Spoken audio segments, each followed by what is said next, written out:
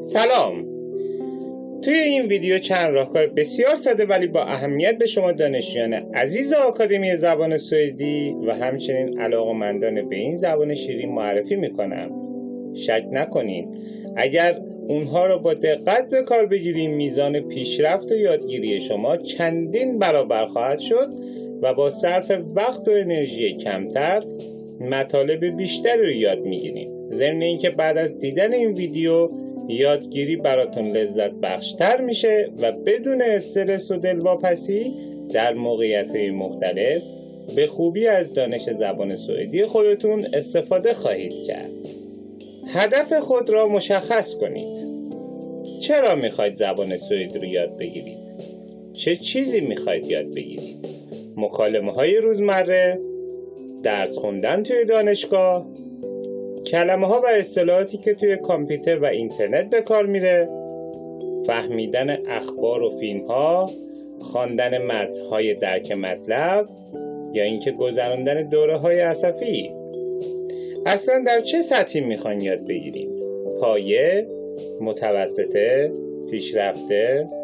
پس قبل از هر کاری اول هدف خودتون رو مشخص کنین تا بتونین با یه برنامه‌ریزی دقیق به سمت هدفتون پیش برین. از پایه شروع کنین. اگر زبان سوئدیتون خیلی ضعیفه از کتابای پایه و ساده شروع کنین. خجالت نکشید که از سطح بسیار پایین شروع میکنید. مهم اینه که درست و اصولی شروع کنید ولی تا سطوح بالا و عالی ادامه بدین.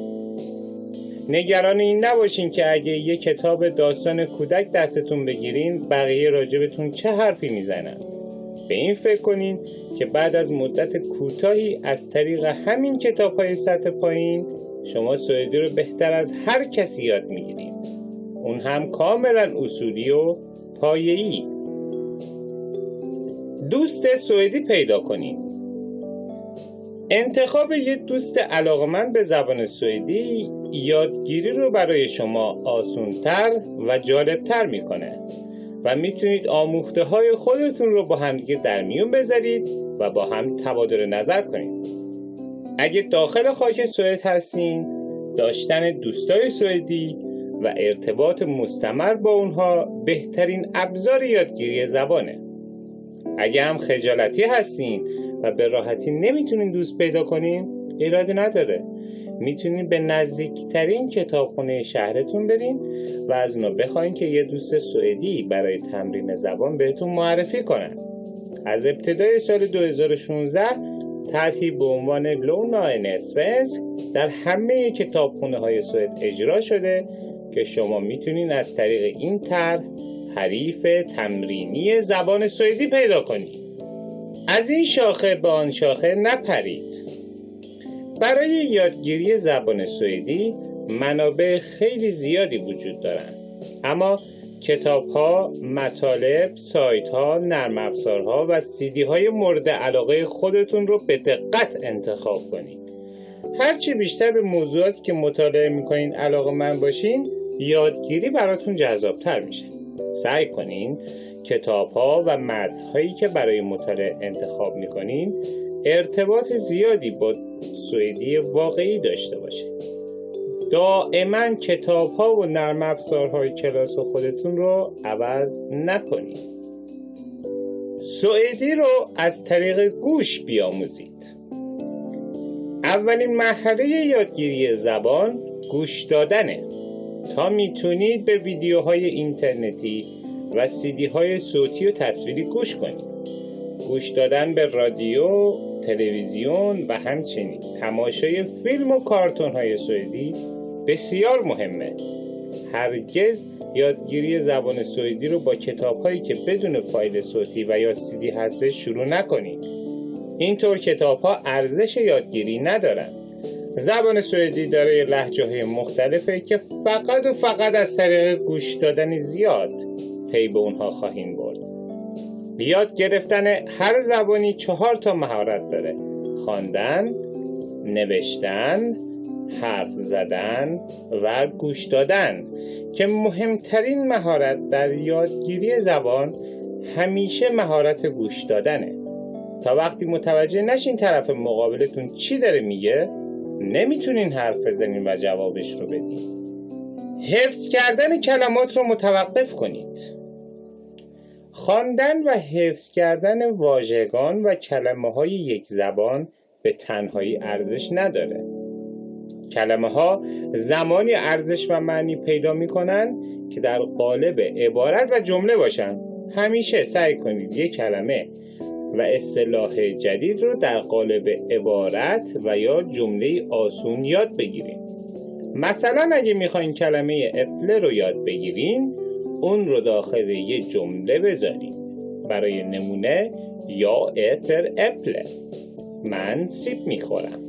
اینطوری نه تنها معنی کلمه اپل توی ذهنتون میمونه، بلکه در کنارش 2 کلمه دیگه و همچنین شیوه ساختن جمله رو دوباره مرور میکنید. وقت خودتان را با گرامر هدر ندهید. خوندن نکات دستوری و حفظ کردن فرمول‌های پیچیده که توی مکالمه‌های روزمره اصلا کاربردی نداره، ارزش زیادی نداره. خیلی هستن دانشجوهایی که از خود سوئدی زبان‌ها بیشتر گرامر بلد هستند، ولی متاسفانه از کاربرد درست جمله‌ها در موقعیت‌های واقعی ناتوان هستند. این به این معنی نیست که اصلا گرامر نخونید، بلکه به این معنیه که تو اون غرق نشین. گرامر فقط جزئی از زبان سوئدیه، نه همه اون. یک کودک 6 ساله فارسی زبان بدون اینکه حتی یک فرمول گرامری بدونه، به راحتی فارسی حرف میزنه. پس دونستن گرامر دلیل اینکه شما زبان سوئدی بلد هستید نیست. پرسیدن عیب نیست. هر جا به مطلبی برخورد کردید که اون رو نمیدونین، از معلم خودتون یا بقیه دوستاتون بپرسید. نگذارید سوالات بی جواب شما روز به روز بیشتر و بیشتر بشن و به انبوهی از سوالات تبدیل بشن. همیشه گفتن سوال کردن عیب نیست، ندونستن عیبه. سعی کنین پرسیدن رو از اطرافیانتون نسبت به جستجو در لکسین ترجیح بدین.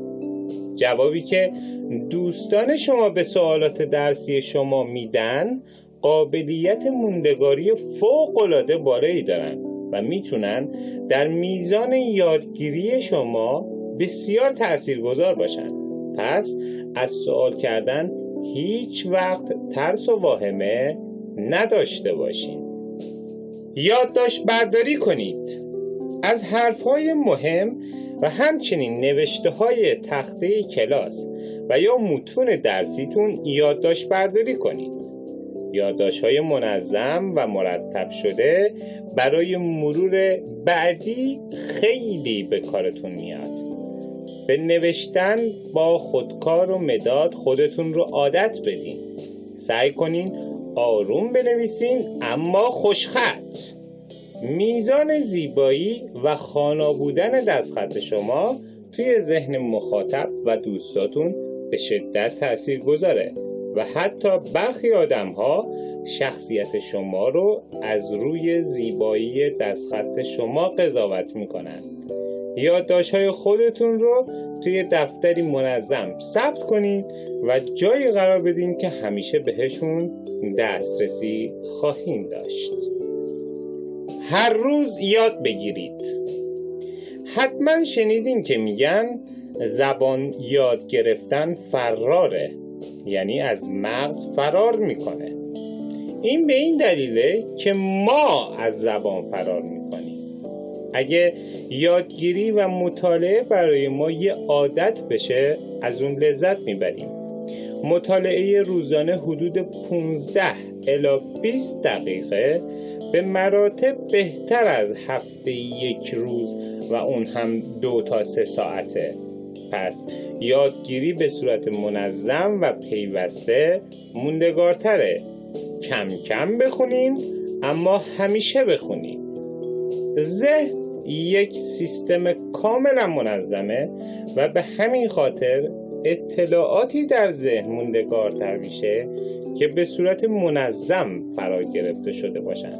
پس با یک برنامه‌ریزی زمانی منظم به ذهنتون فرصت یادگیری بهتر رو بدین. دهانتان را باز کنید. به خود جرأت صحبت کردن بدهید. تا زمانی که دهانتون رو به سوئدی صحبت کردن باز نکنین، قول میدم که هیچ وقت سوئدی رو یاد نمیگیرین. با دیگران ارتباط برقرار کنین. هر اون چیزی رو که یاد میگیرین برید و صحبت کنین. از اشتباه کردن نترسید. خود سوئدی زبان‌ها هم گاهی اشتباه میکنن. ممکنه به خاطر اشتباهاتتون در حین مکالمه بهتون بخندن، اما این اصلا دلیل نمیشه شما از صحبت کردن خودداری کنید. من بهتون اطمینان میدم تا زمانی که جرأتش رو پیدا نکنین و به سوئدی صحبت کردن عادت نکنین، هیچ وقت سوئدی رو یاد نمیگیرین. از اینترنت استفاده کنید. بعضی از شبکه‌ها و پایگاه‌های اینترنتی حاوی مطالب بسیار سودمندی برای کسایی که زبان میخونن هستند. مثلا digitalsporet.se و heysvenska.se و stvplay.se و همچنین کانال آکادمی زبان سوئدی telegram.me/prata نمونه منابع اینترنتی هستند که به صورت آنلاین در خدمت شما هستند تا زبان سوئدی رو یاد بگیریم. کافیه یه تلفن همراه هوشمند داشته باشین تا به صدها نرم افزار آنلاین زبان دسترسی پیدا کنید. اما باز هم یک بار دیگه تاکید میکنم که 1-2 منبع آموزشی کافیه و زیاد سر خودتون رو شلوغ نکنید. صبر داشته باشید. یادگیری زبان فرایندی تدریجیه. اصلا تصور نکنه که یاد گرفتن زبان با 1 یا 2 ماه کلاس رفتن درست میشه. زود مایوس نشید. به قول ضرب المثل معروف، کارها نیکو شود اما به صبر. ضمناً فریب بعضی از آگهی‌های تجاری که مدعی هستند آموزش مکالمه زبان رو در 10 یا 15 جلسه میدن، یا برخیاشون حتی میگن در خواب به شما آموزش زبان میدن رو نخورید. عجله نکنید.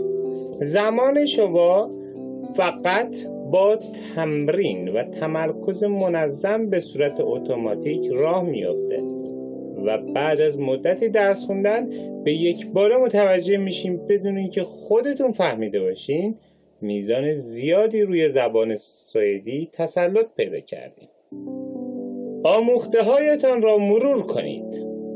هر از چندگاهی مطالب گذشته را مرور کنید و آموخته های خودتون رو با دانسته های قبلیتون پیوند بزنید.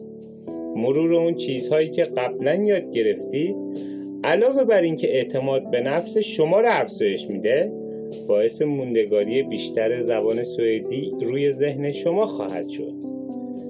با خودتون قرار بذارین ماهی 1-2 بار درس‌های قبلیتون رو مرور کنید. دفتر و کتاب‌های تمرین قدیمیتون رو باز کنید و سعی کنید به تدریج یک بار دیگه درس‌هایی رو که خوندین به خودتون آموزش بدین. مرور کردن رو جدی بگیرین و بذارین گاهی ذهنتون اطلاعاتی که قبلا بهش دادین رو بازیابی و مرتب کنه. 2 زبانه صحبت کنید. کلمات و افعالی که یاد گرفتین رو لابلای مکالمه‌های روزمره فارسیتون استفاده کنید. با خانواده، همسر و فرزند و دوستاتون مکالمه مخلوط داشته باشین. مثلا میتونین بگین پسرم من دارم تیوی تیتا میکنم.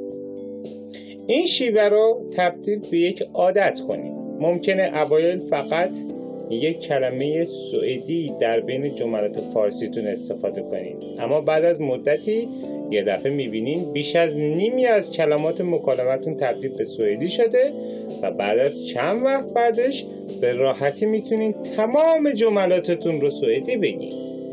سوئدی را به سوئدی یاد بگیرید. همونطور که زبان فارسی رو با همون زبان فارسی یاد گرفتین، سوئدی رو هم به سوئدی یاد بگیرین. یکی از اشتباهات بزرگ در یاد گرفتن زبان جدید اینه که جلوی کلمات سوئدی معنی یا تلفظ فارسی اونها رو بنویسین. اشتباه. سعی کنین کلمات رو همراه با تصاویر مربوط به اون کلمه توی ذهنتون حک کنین تا وقتی میخواین سوئدی حرف بزنین کلمات رو سریعتر و راحتتر به یاد بیارین و بدون وقفه صحبت کنین. زندگی خودتان را سوئدی کنید. این روزها اکثر شما وقت زیادی رو با تلفن و کامپیوتر خودتون میگذرونید. یکی از ابزارهایی که به شما کمک میکنه دایره لغاتتون افزایش چشمگیری داشته باشه اینه که زبان گوشی، تبلت، کامپیوتر، اینستاگرام و فیسبوکتون رو به سوئدی تغییر بدین. گاهی برای دوستاتون به زبان سوئدی پیام بفرستین و حتی لیست خرید خونه‌تون رو هم به سوئدی بنویسین.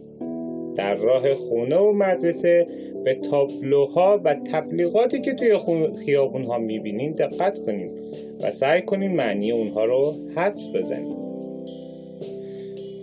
امیدوارم مطالبی که در این ویدیو عنوان کردم رو الگوی یادگیری زبان سوئدی خودتون قرار بدین. حالا اگه فکر میکنین دوستاتون هم مشکل مکالمه زبان سوئدی رو دارن، این ویدیو رو در فیسبوک و تلگرام و واتساپ خودتون با اونها هم به اشتراک بذارین تا استفاده کنن. ضمناً زیر همین ویدیو نظرات و تجربه های خودتون رو حتما بنویسین.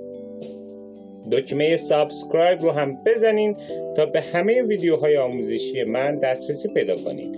منتظر خبرهای خوب از پیشرفت شما در یادگیری زبان سوئدی هستم.